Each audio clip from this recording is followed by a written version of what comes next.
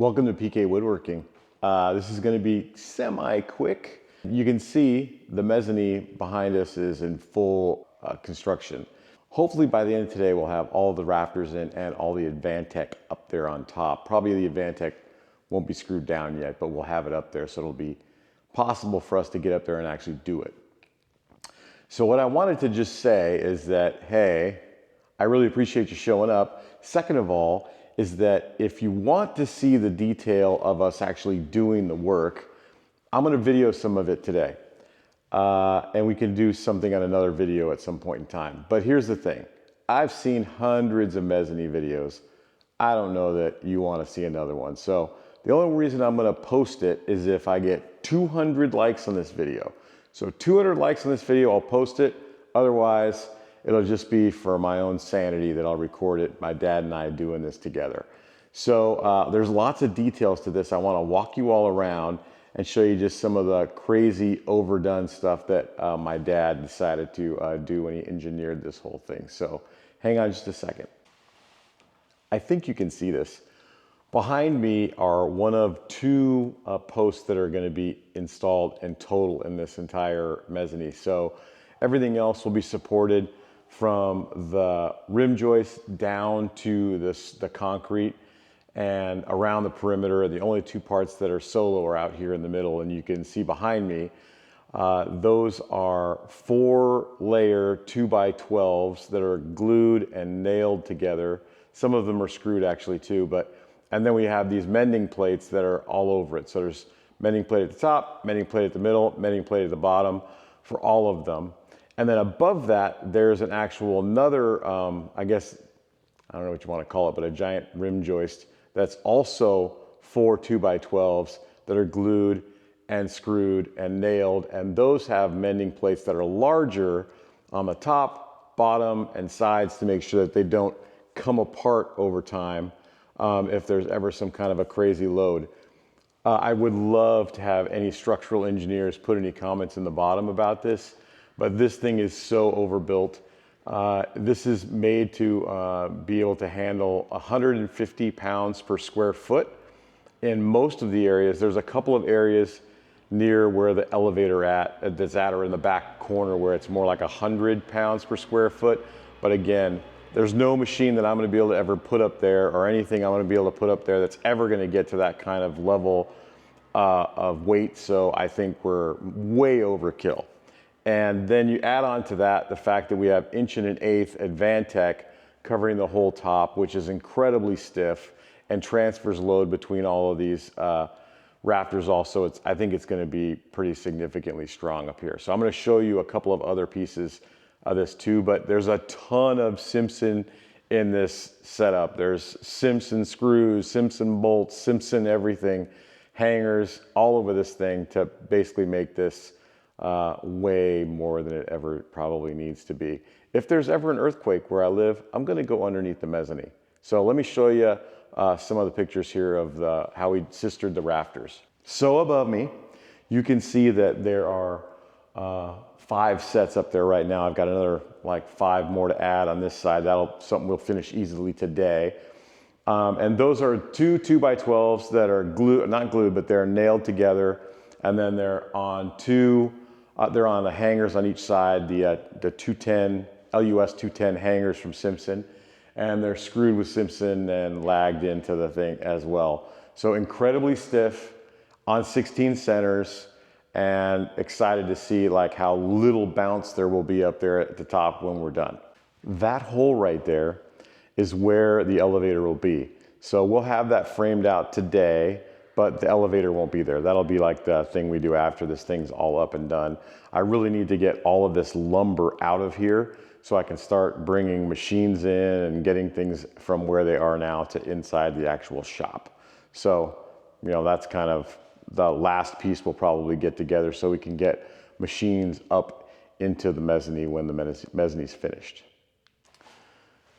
Near the back wall of the shop, looking forward, you can see I still have stacks of the cut 2x12s that are ready to go up, and then the 2x4s that are going to surround the outside of the entire perimeter of the shop. So in the space that I'm at right here, these are actually structural. So they're taking the weight of the rim joist down to the footer.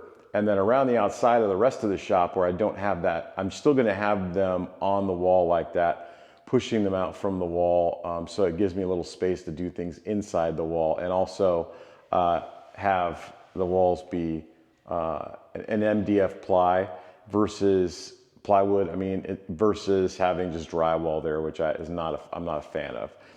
I am gonna try to work on some kind of an insulation in between it, because I know all of you have told me this is gonna make the transmission of noise worse. So I'm gonna work on that, and I will come up with some kind of a solution, whether or not it works great or not. I wish I could figure out a way to separate the two and have an air gap that's not connected in between it, but there just isn't an easy way to do it that wouldn't suck a ton of space out of the inside of the shop. For people who have told me in the past that, yeah, you got so much, there's never anything happening in your shop. It's always like super clean and nothing. Yeah, well, this is the exception right here, because like the amount of mess that's back there right now is driving me nuts. Most of those boxes back there are ducting, believe it or not. Like there's tubes, there's all kinds of elbows and everything else you can possibly think of, but most of that stuff back there is that. There are some other random things, and there's some audio things that I haven't brought into the house and all that stuff yet. So that's kind of is what it is, but I need to get rid of a lot of this stuff so I can start getting everything out of storage and in here and start working forward. I do have some other stuff on order to be able to start doing more of the three-phase 240 electrical stuff. So that'll all start to show up as well. But I'm gonna show you a stack of something else here too. That wood right there is the plywood that came off the walls of the old shop. That's not gonna go on the walls to the new shop, but what it will do is it's actually gonna go underneath all of these 2x12s after all of the 2x12s are got whatever I'm gonna put inside of them, throughout them, whatever. It won't be a lot, maybe a little bit of a electrical, and there'll be some space for some speakers that are gonna go inside there as well. So it's not, I'm not gonna Swiss cheese any of these 2x12s. There'll be very little electrical or anything like that run through it. But those are here for that. And also, we're gonna make some of the columns that we're gonna use for the elevator out of sandwiched together plywood. So glued, screwed, nailed plywood together to make these as straight as possible, and then also as strong as possible. So I'm gonna repurpose a lot of what is there. And then all the rest of the 2x12s that are cut off, they're all gonna be blocking that's gonna go in between all of this, so it makes it even stiffer. A final note, the total cost of the lumber that's in here and all of the Simpson and everything else that went up into this is somewhere around $5,000, give or take. That would almost completely finish the mezzanine. There'd be not a whole lot of anything else to do. Now that is inclusive of some of the lumber that's gonna go around the outside of the shop. So there's studs that are gonna go line the entire shop every 16 inches all the way around. So that does add a little bit into the cost of this. But I used the bid desk for the two different big boxes to give me, to let them compete against each other. And what I found out was that the local warehouser, wherever that is, that they wanted to get these 2x12s from, only had 22-foot 2x12s in stock that were up. I needed at least 17 feet long. So that's what they had in stock.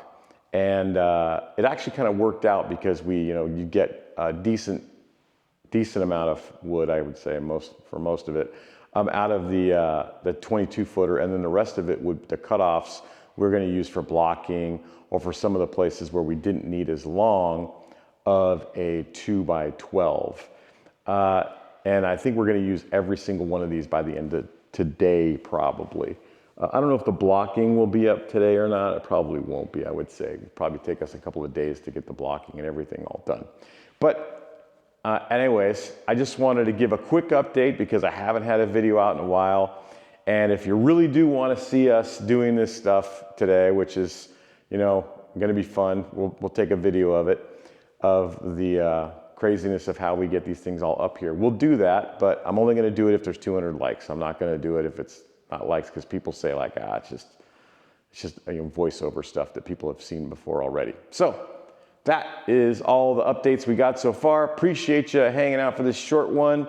And hopefully after the mezzanine is actually finished, we can start getting a little more detailed in some of the things that will be different about this shop, including when some of the other machines show up, and reassembling some of the machines and all those setup of where they're gonna go. We also got the bathroom we have to build that's gonna go basically right where I'm standing here. So we'll kind of go through that too. So anyways, oh, forgot. Mini splits have shown up too.